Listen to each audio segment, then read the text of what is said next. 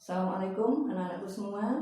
Alhamdulillah kita ketemu lagi dengan saya Bu Mas Rukin, guru mapel kimia. Alhamdulillah kita belajar kimia lagi hari ini. Namun sebelum kita pelajari ilmu kita lebih dalam, marilah kita awali dengan bacaan Ummul Quran agar apa yang kita pelajari nanti mendapat ridho dari Allah Subhanahu wa taala. Al-Fatihah. A'udzubillahi minasyaitonirrajim. Bismillahirrahmanirrahim. Alhamdulillahirabbil alamin arrahmanirrahim maliki yaumiddin. Iyyaka na'budu wa iyyaka nasta'in. Ihdinas siratal mustaqim. Shiratal ladzina an'amta 'alaihim ghairil maghdubi 'alaihim waladdallin. Amin. Nah, anak-anak, untuk selanjutnya marilah kita juga memohon barokah dari bacaan Al-Qur'an. Maka kali ini akan kita baca Al-Quran dulu sebelum kita mulai belajar.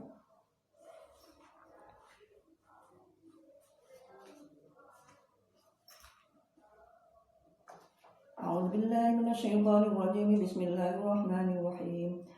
Huwa yuhyi wa yumiitu wa ilaihi turja'un.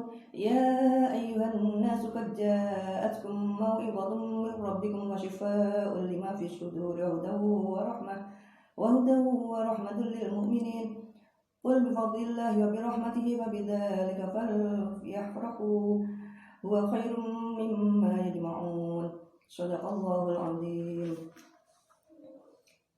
Nah, anak-anakku semua, untuk selanjutnya marilah kita mulai belajar kimia.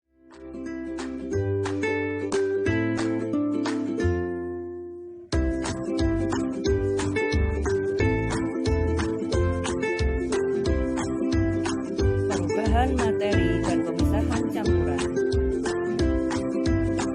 Materi adalah semua yang mempunyai massa dan menempati ruangan, atau semua benda padat, cair maupun gas. Contoh materi: air, emas 24 karat, gula, garam, dan masih banyak lagi tentunya. Sebelum kita lanjutkan, pelajari dulu.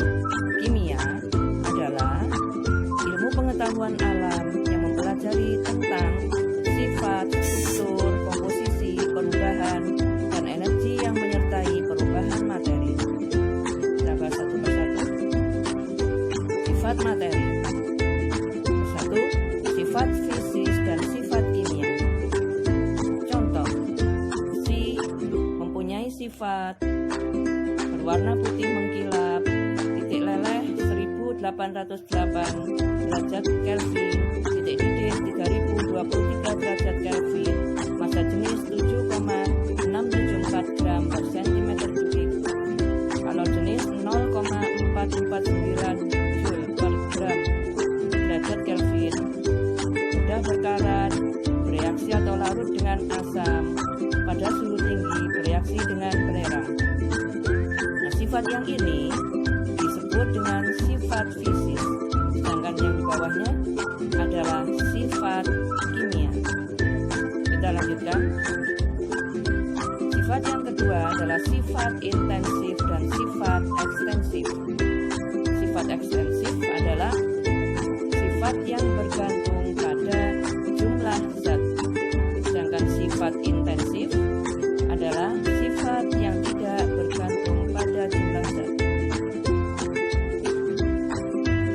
Berikutnya tentang kimia yang dibelajar adalah komposisi materi.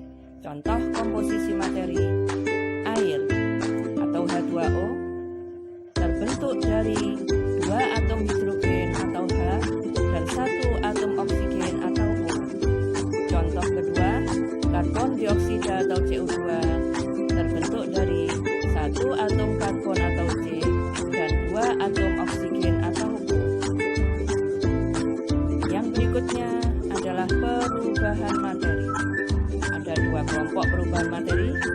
Yang pertama adalah perubahan fisika, yang kedua adalah perubahan kimia. Disebut juga reaksi kimia.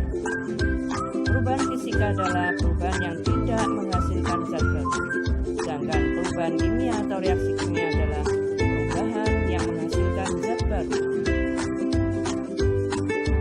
Contoh perubahan fisika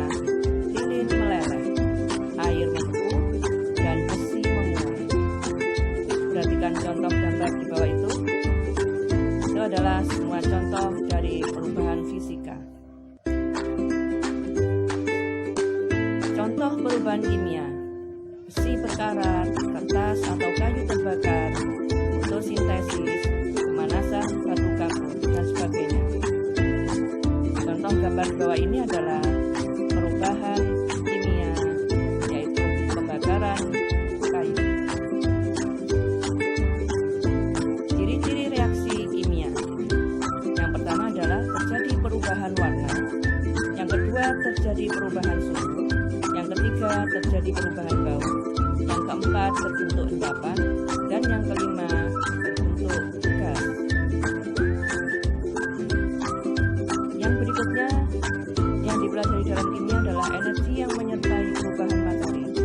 Contoh, petasan meledak menghasilkan energi panas atau cahaya, dan juga suara. Yang kedua, pembakaran kayu menghasilkan energi panas. Materi dikelompokkan menjadi dua kelompok, zat tunggal dan campuran. Zat tunggal dibedakan menjadi unsur dan senyawa, sedangkan campuran terdiri dari larutan, alkaloid, dan suspensi. Larutan disebut juga campuran homogen, sedangkan suspensi disebut juga campuran heterogen. Nah, kita bahas bagian tadi zat tunggal, yaitu materi yang terdiri dari satu bagian, terdiri dari unsur, yaitu zat tunggal yang tidak dapat diuraikan lagi menjadi zat lain. Contohnya adalah oksigen, nitrogen, kalium, kalsium. Kelompok yang kedua adalah senyawa, yaitu zat tunggal yang masih dapat diuraikan lagi menjadi zat lain. Contoh, garam dapur atau NaCl terbentuk dari Na dan Cl. Gula C6H12O6 terbentuk dari CH dan O.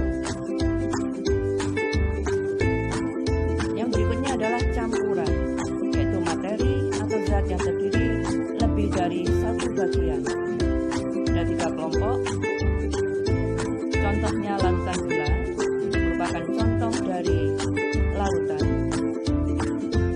Merupakan contoh dari koloid adalah susu. Merupakan contoh dari suspensi adalah campuran minyak dengan air.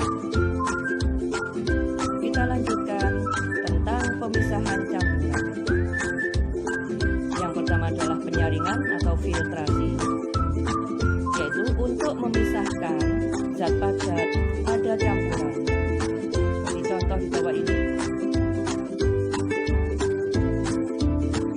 Yang kedua adalah pengkristalan atau kristalisasi, yaitu untuk memisahkan zat padat dari pelarutnya dengan cara menguapkan pelarutnya.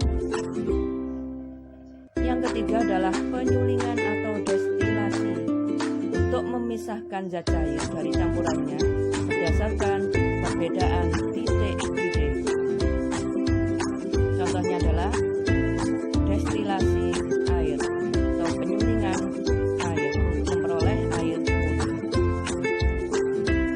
Yang berikutnya adalah penyubliman atau sublimasi, untuk memurnikan atau memisahkan zat yang dapat menyublim. Contohnya adalah kapur baru dan iodium. Yang kelima adalah kromatografi, yaitu untuk memisahkan campuran berdasarkan perbedaan daya serap zat. Contohnya adalah kromatografi kertas untuk memisahkan zat warna pada tinta. Sekian anak-anak materi kita kali ini. Saya ucapkan Alhamdulillah telah selesai materi yang kita pelajari pada hari ini. Semoga bermanfaat bagi kalian semua.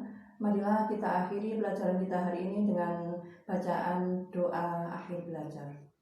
Bismillahirrahmanirrahim. Allahumma inni astaghfiruka ma 'allamtanihi waltudhu ilayya inda hajati ilaihi wa la tunsinihi ya rabbal alamin. Assalamualaikum warahmatullahi wabarakatuh.